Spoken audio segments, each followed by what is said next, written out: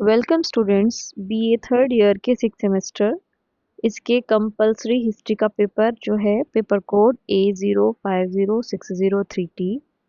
इस पेपर का नाम है socio cultural and economic history of modern India. और आज हम इसकी देखने जा रहे हैं unit 4 decline of Indian handicraft in British period.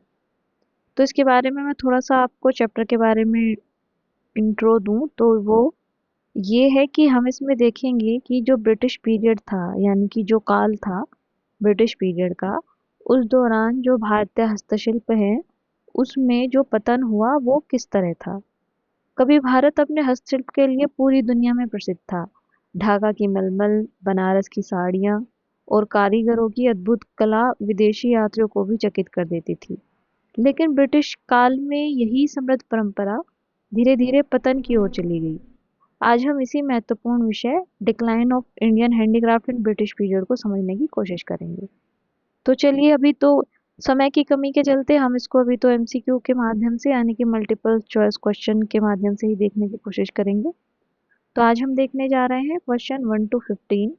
और इस वीडियो का पार्ट 2 है, यानी कि इस फोर्थ यूनिट को हमने 2 पार्ट्स में डिवाइड किया है।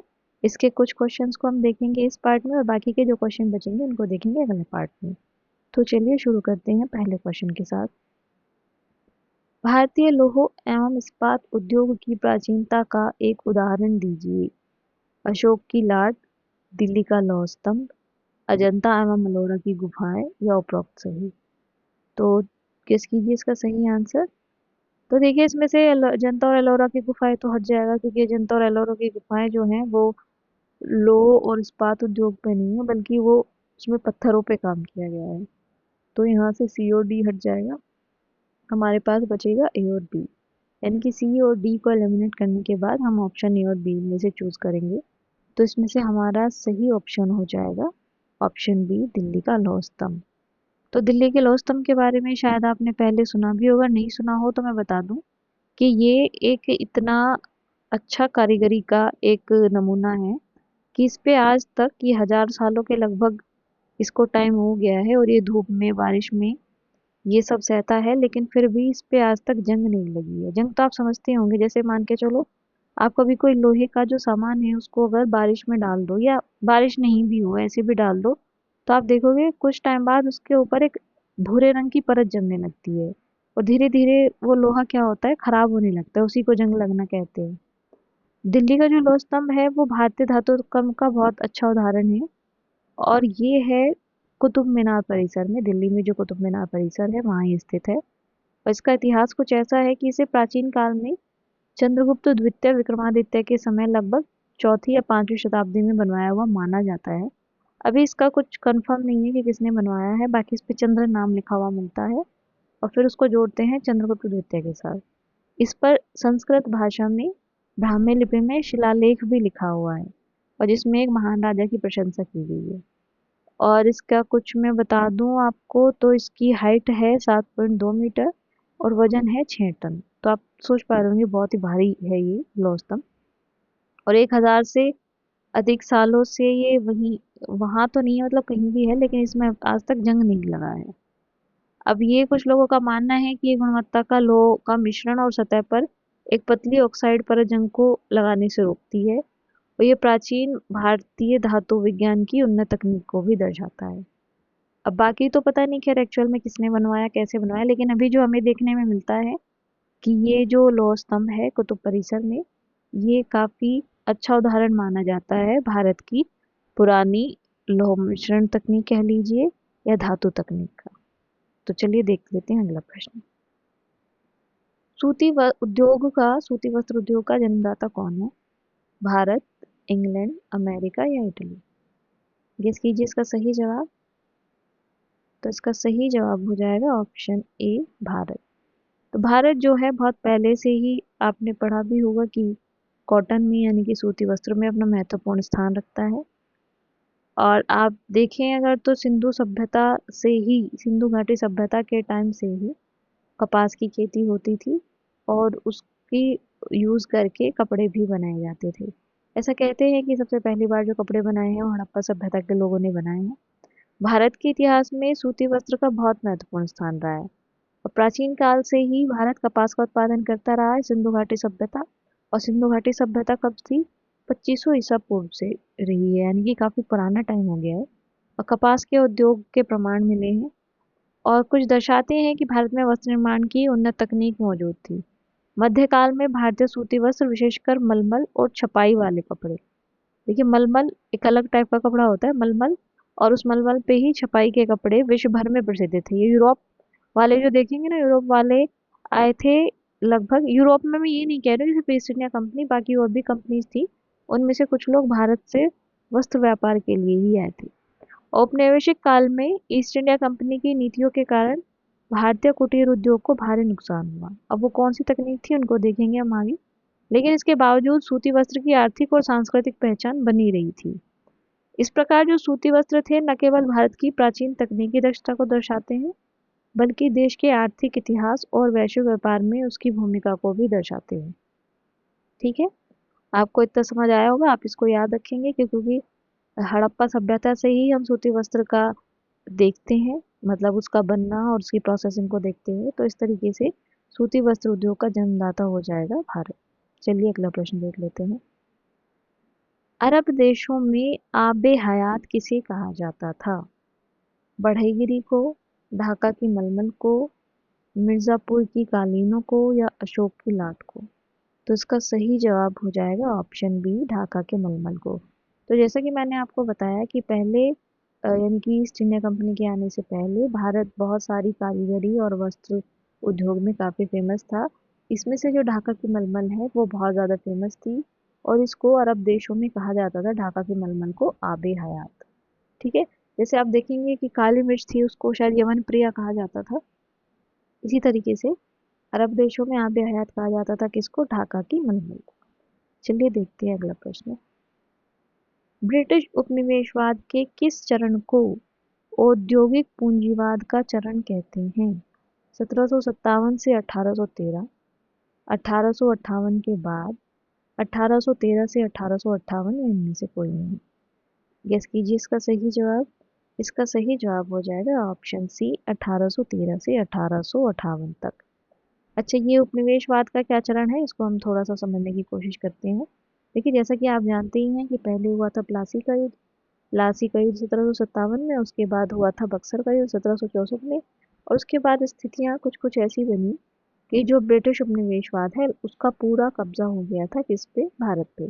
और जो भारत के हिस्से में, सॉरी, भारत का जो हिस्सा ब्रिटिश के कब्जे में आता था उसको ब्रिटिश भारत कहा जाता था। ब्रिटिश उपनिवेशवाद को हम ज़्यादातर मान के चलते हैं, 3 चरणों में हम इसको पढ़ते हैं। कब से कब तक? देखिए एक तो हम मानते हैं 1757 से 1813 तक, दूसरा हम मानते हैं 1813 से 1858 तक, और बाकी का जो है वो हम मानते हैं 1858 के बाद से। तो जो पहला इसका फेज है उसको कहते हैं, आप इसको नोट कर लीजिए कहीं, पहला जो फेज है उसको कहते हैं व्यापारिक चरण या मर्केंटाइल फेज। ये चलता है 1757 से, 1757 से 1813 तक जाएगा। अभी अगर आपने ध्यान से पढ़ा हो मॉडर्न हिस्ट्री को तो आप जानते होंगे कि 1757 में तो हुआ है क्या? प्लासी का युद्ध। और 1813 में एक एक्ट आया था जो गवर्नमेंट लाई थी। कौन सी गवर्नमेंट लाई थी? इंग्लैंड की गवर्नमेंट लाई थी कंपनी के लिए। तो इस चरण में जो मुख्य उद्देश्य था वो उनका, ईस्ट इंडिया कंपनी का, वो व्यापार करना था। ईस्ट इंडिया कंपनी भारत में सिर्फ और सिर्फ व्यापार करने के लिए ही आई थी, लेकिन धीरे धीरे व्यापार के साथ राजनीतिक हस्तक्षेप भी शुरू हो गया। ठीक है, तो ये तो हम लेके चलते हैं पहला फेज कौन सा? 1757 से 1813 तक का, जिसको कहते हैं मर्केंटाइल फेज या व्यापारिक चरण। अब क्योंकि ये लोग व्यापार करने ही आए थे तो व्यापार का काम ही कर रहे थे, तो इसलिए इसको मान लेते हैं हम क्या? मर्केंटाइल फेज या व्यापारिक चरण। अब 1813 के बाद से, 1813 से 1858, इसका मतलब 1857 की क्रांति हुई, और 1857 की क्रांति के बाद आप देखेंगे कि एक एक्ट आया था, और उस एक्ट में कहा गया था कि ये जो पूरी प्रजा है भारत की भी, वो इंग्लैंड क्राउन के अधीन है। तो ये जो 1813 से 1858 तक का टाइम है इसको कहा जाता है औद्योगिक पूंजीवाद। ये प्लासी का युद्ध हुआ है 1757 में, तो भारत को इन्होंने कच्चे माल के स्रोत और ब्रिटेन में तैयार माल का बाजार बनाया। इसका मतलब क्या? इसका मतलब ये कि इन्होंने भारत से लिया कच्चा माल और उसको ट्रांसफ़र कर दिया इंग्लैंड, वहाँ से फिर बन के आया सामान मशीन से, और उसको यहीं आके फिर भारत में उसको बेच दिया गया या देश के अन्य भागों में बेच दिया गया। भारतीय उद्योग जैसे सूती वस्त्र उद्योग को तो नुकसान हुआ ही इसमें। इसको कहा जाता है औद्योगिक चरण, शोषणकारी चरण या औद्योगिक पूंजीवाद। अब इसके अलावा एक और आता है 1858 के बाद। 1858 के बाद शासन सीधे ब्रिटिश सरकार के हाथ में आ गया। मैंने आपको बताया ही कि 1857 की क्रांति के बाद से जो पूरा भारत का शासन था वो दे दिया गया था ब्रिटिश क्राउन के हाथों में। तो उसके बाद से पूंजी निवेश, रेलवे, बैंकिंग आदि का विकास हुआ, और इसका उद्देश्य ब्रिटिश हित में ही था, यानी कि वो खुद ही अपने बिजनेस को बढ़ा रहे थे। भारत का इसमें आर्थिक शोषण हुआ और बहुत ही गहरा आघात लगा। तो इस प्रकार आप समझ पाए होंगे कि हमने ब्रिटिश उपनिवेश को 3 चरणों में समझा है। एक है व्यापारिक, एक है औद्योगिक या शोषणकारी, और तीसरा है वित्तीय। तो आई होप आपको इतना समझ आ गया होगा। आप जो मैं बताती रहती हूँ उसको आप नोट कर कीजिए अपनी कॉपी में, ताकि आपको अच्छे से समझ में आ जाए, क्योंकि ज़रूरी नहीं है कि आपने एक बार पढ़ा और ये समझ आ जाएगा। थोड़ा सा इसको समझना पड़ेगा आपको, 2-3 बार रिवाइज करके, तब आप इसको क्वेश्चन सॉल्व कर पाएंगे। चलिए अगला प्रश्न देख लेते हैं। बंगाल के रिश्रा में प्रथम जूट मिल की स्थापना किस वर्ष की गई? 1855 में, 1853 में, 1856 में या 1854 में? तो इसका सही जवाब हो जाएगा ऑप्शन ए 1855 में। तो देखिए, जो बंगाल में रिश्रा एक जगह है, ये भारत की पहली जूट मिल थी जो कि 1855 में शुरू की गई, और इसकी स्थापना की थी ब्रिटिश उद्यमी थे जिनका नाम था जॉर्ज एकलैंड। लिख लीजिए इसको, क्योंकि अगर ये जो इससे जब क्वेश्चन बनने आएगा इस यूनिट से तो ये भी आ सकता है। तो इसकी स्थापना की है किसने? ब्रिटिश उद्यमी थे जिनका नाम था जॉर्ज एकलैंड। 19वीं सदी में जूट की मांग जो थी वो यूरोप, खासकर ब्रिटेन में बहुत तेजी से बढ़ रही थी, और बंगाल जो हुगली के किनारे स्थित है वो जूट उत्पादन के लिए उपयुक्त क्षेत्र था। वहां से कच्चा माल आसानी से उपलब्ध हो जाता था। फिर जल परिवहन और बंदरगाह की सुविधा ने भी उद्योग को बढ़ावा दिया। तो आप समझते ही होंगे कि जो नदी है, नदी के किनारे फिर अगर बंदरगाह होगा तो वहीं से सामान बनाया, वहीं से उसको जहाज़ों पे लाद दिया गया और वो जाके विदेश में आसानी से पहुंच जाएगा। तो बंगाल के रिश्रा में प्रथम जूट मिल जो शुरू हुई थी वो इन सब के लिए काफ़ी इजी हो गया था। उस समय ईस्ट इंडिया कंपनी के प्रभाव और बाद में ब्रिटिश शासन के कारण पूंजी, तकनीक और बाजार की उपलब्धता बनी रही। अब हम देखते हैं कि इसका महत्व क्या था अगर ये जूट मिल बनी है। तो इसका महत्व ये था कि भारत की आधुनिक औद्योगिक विकास की शुरुआत के प्रमुख उदाहरणों में से एक है। और दूसरा है कि बंगाल जूट उद्योग का केंद्र बन गया था बाद में। सबसे पहले तो 1855 में ही बंगाल के रिश्ना में जॉन ऑकलैंड ने यहाँ एक जूट मिल की स्थापना करी। धीरे धीरे और भी व्यापारियों ने आकर के, और भी लोगों ने यहाँ अपनी जूट इंडस्ट्री लगाई। ठीक है, तो इस तरीके से बंगाल बन गया जूट का एक अच्छा उत्पादक क्षेत्र बन गया। चलिए देखते हैं अगला प्रश्न। Tata iron and steel company की स्थापना किस वर्ष की गई? सन 1910 में, सन 1907 में, सन 1917 में या सन 1908 में? तो इसका सही जवाब हो जाएगा ऑप्शन बी 1907 में। तो देखिए, जो Tata iron and steel company है ये काफ़ी पुरानी है, जिसको 1907 में स्थापित किया गया और ये अभी तक काम कर रही है इंडिया में। इसकी संस्थापक जो थे, इसकी स्थापना करी थी जमशेदजी टाटा ने, और जहाँ पे इन्होंने इसकी स्थापना करी उस जगह का नाम था जमशेद। वो उन्हीं के नाम पे उनका नाम बाद में जमशेद कर दिया गया। ब्रिटिश काल में भारत में भारी उद्योगों का विकास हो रहा था, बहुत कम था। देश में लोहे और इस्पात की भारी आवश्यकता थी। अब हम देखना चाह रहे हैं कि टाटा आयरन स्टील कंपनी की स्थापना की ज़रूरत क्यों हुई। तो देश में उस समय लोहे और इस्पात, स्टील को कहते हैं इस्पात, तो लोहे और स्टील की भारी आवश्यकता थी जिसे विदेशों से आयात करना पड़ता था। स्वदेशी भावना और औद्योगिक आत्मनिर्भरता के उद्देश्य से टिस्को की स्थापना की गई। इसको शॉर्ट में कहते हैं TISCO, Tata iron and steel company. ठीक है, टाटा आयरन स्टील कंपनी को कहते हैं शॉर्ट में क्या? टिस्को। तो कई बार क्वेश्चन ऐसे भी आ सकता है कि टिस्को की स्थापना किस वर्ष हुई, तो उसका आंसर भी यही रहेगा 1907।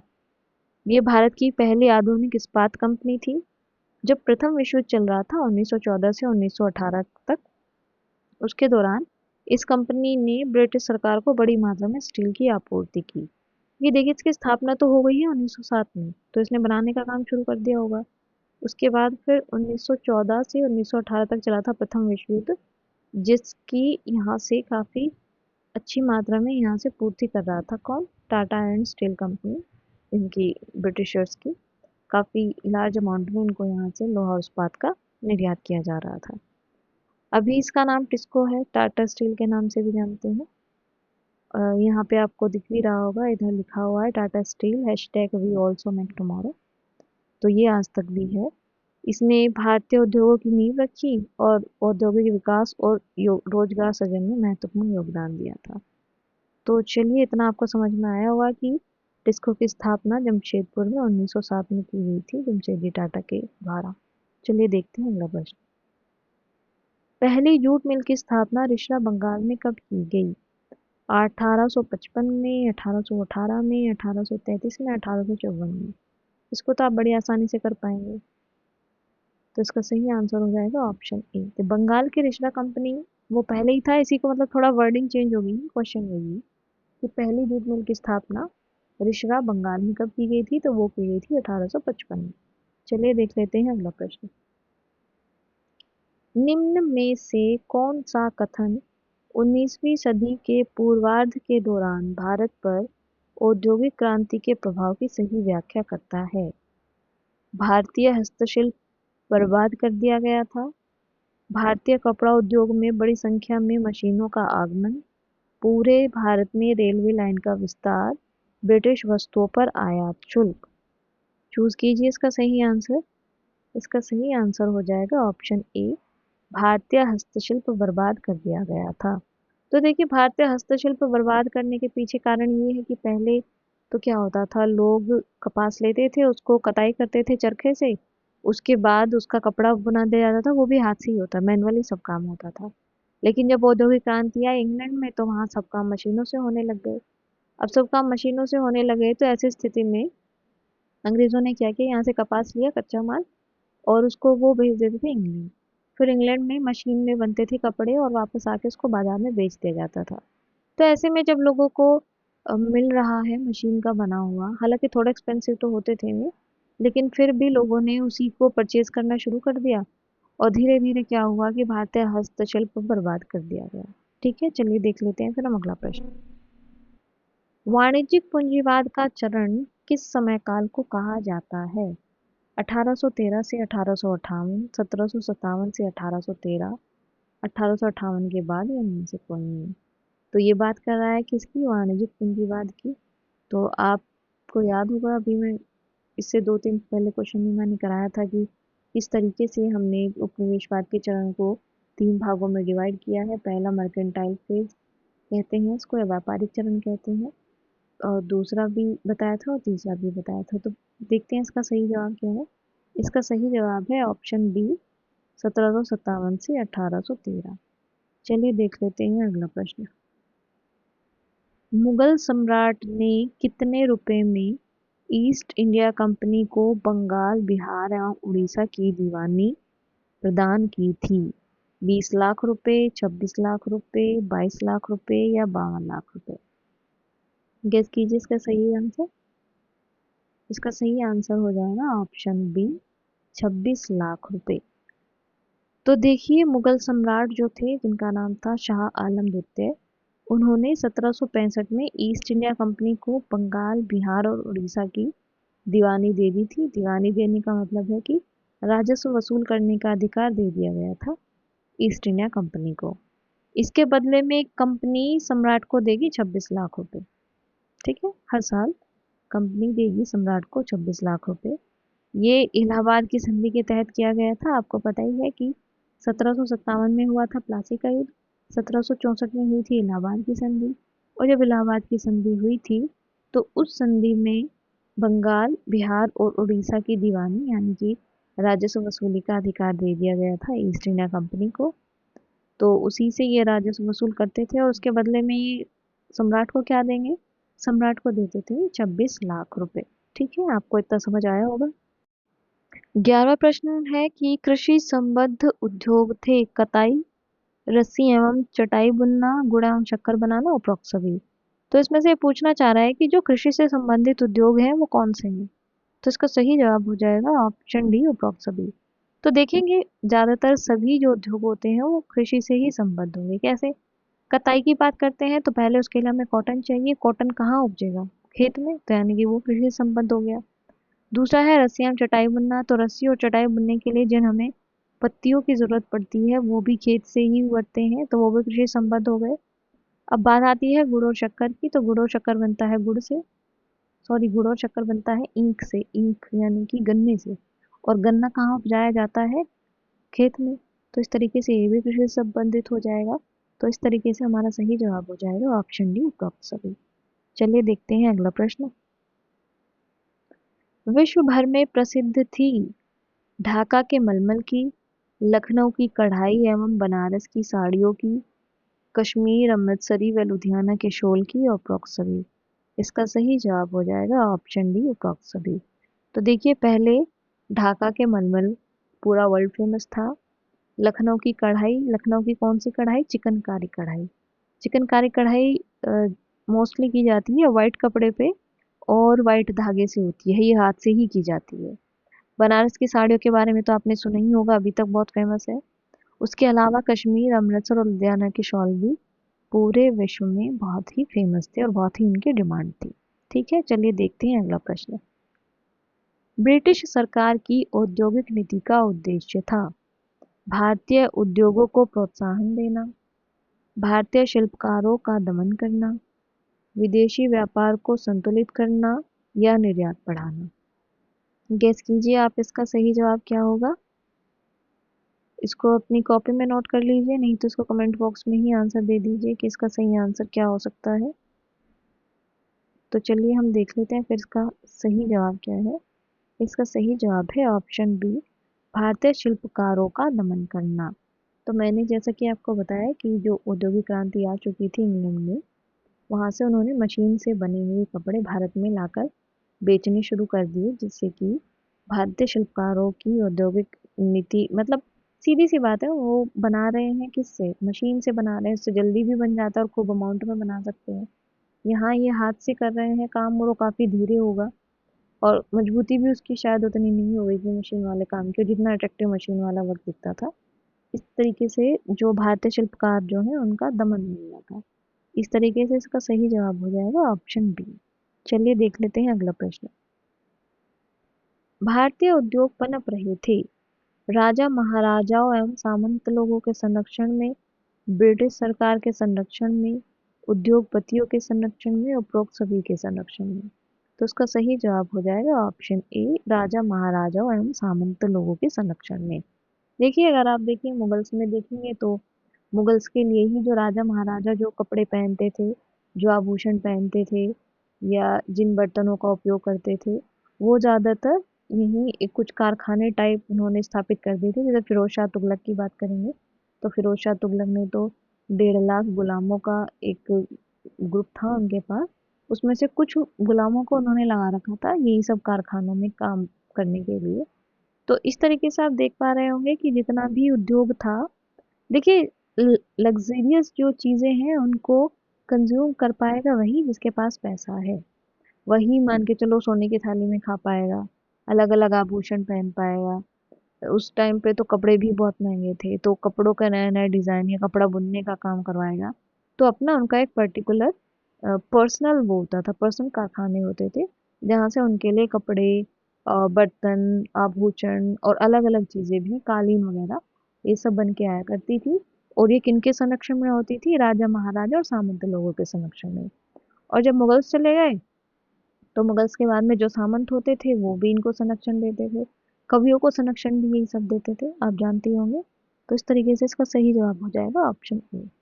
चलिए आज इसका आखिरी प्रश्न देख लेते हैं। उपनिवेशवाद के किस चरण में भारतीय हस्तशिल्प उद्योग को गहरा धक्का लगा? वाणिज्यिक पूंजीवाद का चरण, औद्योगिक पूंजीवाद का चरण, वित्तीय पूंजीवाद का चरण, या इनमें से कोई नहीं। इसका सही जवाब हो जाएगा ऑप्शन बी, औद्योगिक पूंजीवाद का चरण। तो देखिए, जब औद्योगिक पूंजीवाद का चरण आता है तो ऐसी स्थिति में उपनिवेशवाद के कारण भारतीय जो हस्तशिल्प है उसको बहुत बड़ा धक्का लगता है और वो पतन की स्थिति तक पहुंच जाता है। तो ये था आज का आखिरी सवाल। आगे के कुछ प्रश्नों को लेके मैं अगली वीडियो में हाजिर होंगी आपके सामने। तो ये थी हमारी unit 4, decline of Indian handicraft in British period. इसके नेक्स्ट पार्ट को हम देखेंगे अगली वीडियो में। तब तक के लिए थैंक यू।